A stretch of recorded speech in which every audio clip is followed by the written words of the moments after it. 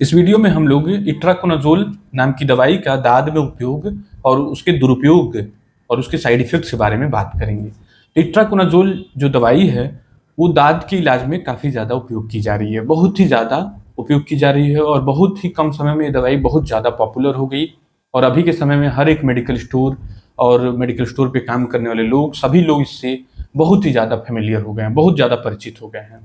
तो ये जो दवाई है, जो स्किन के फंगल इन्फेक्शन है, स्किन के जो फंगल इन्फेक्शन है, जैसे जो सबसे ज़्यादा इस्तेमाल की जाती है उसमें टीनिया क्रूरिस, टीनिया कार्पोरिस जो दांत दिनायक कीटाणु है वहाँ पर इस्तेमाल की जाती है। इसी तरह से सेहुला जो पी वर्सिकोलर नाम की बीमारी है उसमें यूज़ की जाती है।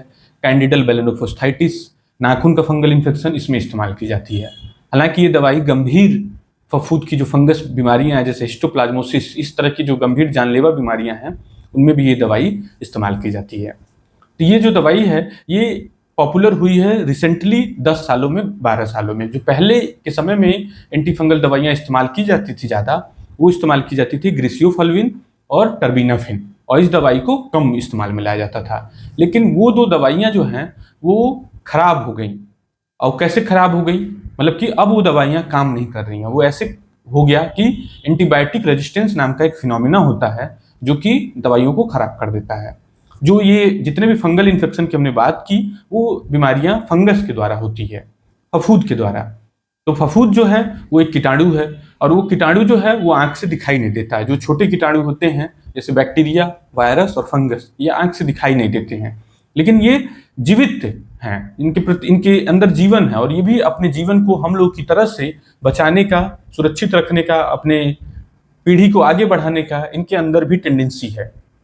तो जब एडवर्स सिचुएशन आता है तो ये उसको उससे बचने के लिए तैयारी करने लगते हैं। जैसे अभी कोविड वायरस था तो सभी लोग घर से निकलना बंद कर दिए, मास्क लगाना शुरू कर दिए, हाथ सैनिटाइज करना शुरू कर दिए, तो कोविड का एपिसोड टर्मिनेट हुआ।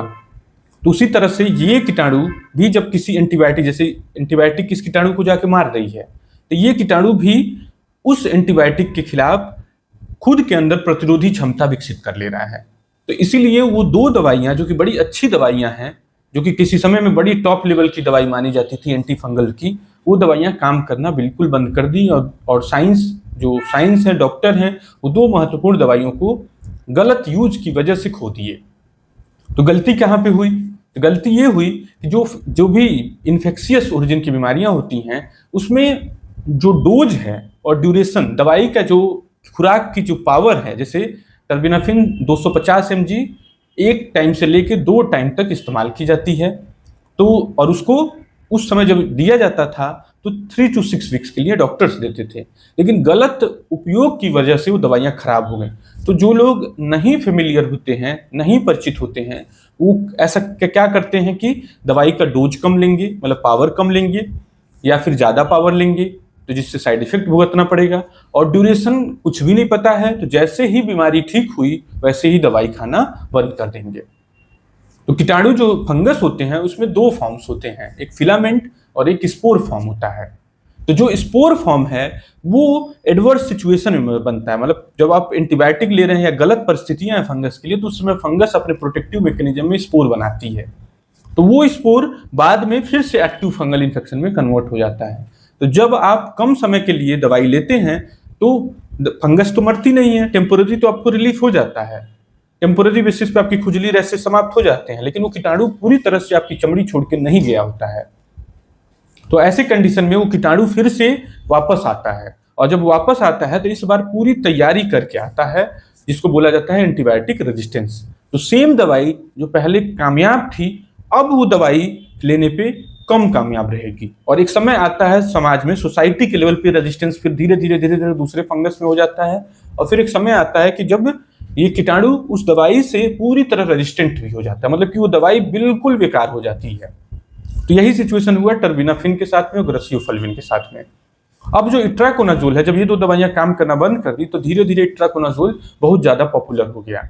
तो ये इतना पॉपुलर हुआ तेज फायदा करने के नाते कि ये हर लोग, मतलब सब जगह इस्तेमाल होने लगा, और इसका इतना ज्यादा दुरुपयोग हुआ कि इसके भी अब रेजिस्टेंस के केसेस आने लगे। मतलब कि ये दवाई भी कुछ मरीजों में अब धीरे धीरे फेल होती हुई दिखाई दे रही है, एकदम स्पष्ट रूप से रिसर्च में भी। तो जैसे अक्सर मरीज भी ऐसा करता है, वो ऐसा इसलिए करता है क्योंकि उसको सही निर्देश नहीं होता। जैसे वो दाद हुआ तो मेडिकल स्टोर के पास गया या किसी क्वैक के पास गया या झोला छाप डॉक्टर के पास गया, तो उससे बोला कि मुझे दाद हुआ है, तो उसने क्या किया कि इट्राकोनाजोल अपने मन से जो समझ में आया, जो उसने किसी डॉक्टर का पर्चा देखा हो पहले का या जो भी एक्सपीरियंस उसे मिला हो, इट्राकोनाजोल उसने 100 mg 200 mg सुबह शाम कुछ भी उसे नहीं पता है, वो अंदाजन उसे दिया। मरीज को बोल दिया कि 1 हफ्ता खा लो, 10 दिन खा लो। मरीज 1 हफ्ता 10 दिन खाया, उसे आराम मिला, उसने दवाई छोड़ दी। तो इस कारण से ये धीरे धीरे रेजिस्टेंस इट्राकोनाजोल का दुरुपयोग होने से अब ऐसा लग रहा है कि नियर फ्यूचर में इट्राकोनाजोल भी टर्विनाफिन और ग्रेसियोफल्विन की तरह हो जाएगी, टर्विनाफिन और ग्रेसियोफल्विन की तरह बिल्कुल बेकार हो जाएगी। दूसरी चीज, जो समाज में जो एंटी फंगल दवाइयां हैं उनका स्टेरॉयड क्रीम्स के साथ जो दुरुपयोग हुआ वो बड़ा गलत हुआ। जैसे तमाम तरह के डर्मीफोर्ड, डर्माकेटी, लोबेटजियम, तो इस तरह की बहुत सारी क्रीम्स हैं जिनमें एंटी फंगल दवाई तो है ही, साथ में स्टीरॉयड भी मिला हुआ है। जैसे कि कीटोकोनाजोल क्रीम है, उसमें क्लोबेटासोल मिला हुआ है, मोमेटासोन मिला हुआ है। तो स्टीरॉयड जो होती हैं वो जहां पर आप लगाएंगे वहां की इम्यूनिटी कम कर देगी, तो जिससे कि फंगस जो है और मजबूत हो जाएगा। और स्टीरॉयड लगाने से फायदा क्या मिलता है? स्टीरॉयड जो होता है वो एंटी इन्फ्लेमेटरी दवाई होती है, तो वहां की स्किन की लाली खत्म हो जाएगी, खुजली खत्म हो जाएगी। तो मरीज को ये लगता है कि ये दवाई तो जादू की तरह काम की, तो इसलिए ये दवाइयां बहुत ही ज्यादा पॉपुलर हो गई, क्योंकि ये इंस्टेंट रिलीफ, तत्काल आराम, 2 से 3 दिन के अंदर आपकी खुजली में आराम देती हैं। लेकिन इसका कितना भारी नुकसान है वो इसी बात से समझ सकते हैं कि इट्राकोनाजोल जो दवाई पहले थोड़े समय के लिए दी जाती थी जिससे मरीज बिल्कुल ठीक हो जाते थे, अब सामान्यतः हर डॉक्टर 3 से 4 महीने का कोर्स करवा रहा है। तो आप इसी समझ सकते हैं कि कैसे इन दवाइयों के दुरुपयोग से एंटीबायोटिक रेजिस्टेंस इट्राकोनाजोल के खिलाफ भी डेवलप होता जा रहा है। और जो दवाइयां इट्राकोनाजोल जो भी लोग देते हैं बाहर के, जो एक्सपर्ट नहीं हैं, वो इसके साइड इफेक्ट को बिल्कुल नजरअंदाज कर देते हैं। इसके साइड इफेक्ट में कुछ खतरनाक साइड इफेक्ट होते हैं जिनसे आपको बिल्कुल नजरअंदाज नहीं करना है। जैसे कि ये दवाई जो होती है ये क्यूटी प्रोलॉन्गेशन करती है, मतलब हमारे हार्ट में एक वेव होता है उस पर थोड़ा सा इसका असर पड़ता है। तो सामान्यतः व्यक्ति को कोई दिक्कत नहीं होगा। दिक्कत कब आती है? जब व्यक्ति साथ में दूसरी क्यूटी प्रोलॉन्गिंग दवाइयां लेता है या फिर तीसरी दवाई लेता है। जैसे कि उदाहरण के तौर पे, जैसे एक दवाई होती है एजिथ्रोमाइसिन, एक दवाई होती है अमिट्रिप्टिलिन, और अपना जो हम बात कर रहे हैं इट्राकोनाजोल। तो ये तीनों दवाइयां क्यूटी प्रोलॉन्गिंग दवाई हैं। यदि इन तीनों दवाई को साथ में ले लिए तो कुछ मरीजों में सडन डेथ हो सकता है, कुछ मरीजों में तो ऐसा होगा 10,000, 5,000, 1,000, 1,00,000 में से एक में ही, लेकिन काफी खतरनाक साइड इफेक्ट होगा। और साधारण लोगों को तो यही लगेगा कि ये हार्ट अटैक था, इस वजह से डेथ हो गई। कोई ये चीज नहीं ध्यान में लाएगा कि गलत दवाई के उपयोग के कारण ये कहानी पहुंची है, और एक व्यक्ति का भी जीवन बहुत ही महत्वपूर्ण है। तो इस वजह से आपको इस साइड इफेक्ट को इग्नोर नहीं करना है। ये साइड इफेक्ट जो है बिल्कुल प्रिवेंटेबल साइड इफेक्ट है, मतलब कि जो आपका डॉक्टर है, जो स्पेशलिस्ट है, वो हमेशा चेक करता है कि दूसरी कौन कौन सी दवाइयां चल रही हैं मरीज की, जिससे कि वो मैच करा के देखता है कि कहीं दूसरी क्यूटी प्रोलॉन्गिंग एजेंट वाली दवाइयां तो नहीं चल रही हैं। इसी तरह से इट्राकोनाजोल की वजह से कुछ डेडली डिजीजेस, खतरनाक जानलेवा बीमारियां होती हैं। जैसे एक चमड़ी का रैश होता है जिसमें पूरी चमड़ी ही छिलके बन के उतर जाती है, Stevens Johnson syndrome and toxic epidermal necrolysis. तो इस साइड इफेक्ट को डॉक्टर भी प्रिडिक्ट नहीं कर पाता है, लेकिन चूंकि आप डॉक्टर के निगरानी में होते हैं तो ये परेशानी जब शुरू होती है तो उसी समय मरीज तत्काल अपने डॉक्टर से कंसल्ट कर लेता है।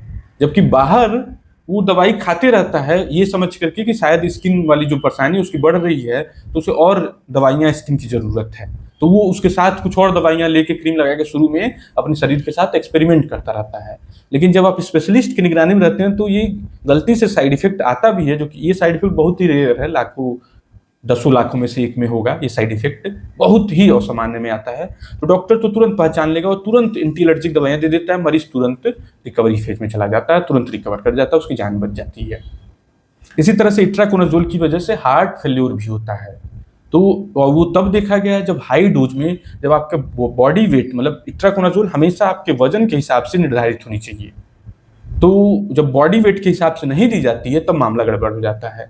तो अभी जैसे रिसेंटली एक पेशेंट आया था, तो वो 200 मिलीग्राम की इट्राकोनाजोल सुबह दोपहर शाम खा रहा था, तो उसने यही बताया कि जब दाद होता है तो मैं 1 हफ्ता खा लेता हूँ, 5 दिन खा लेता हूँ, ठीक हो जाता है।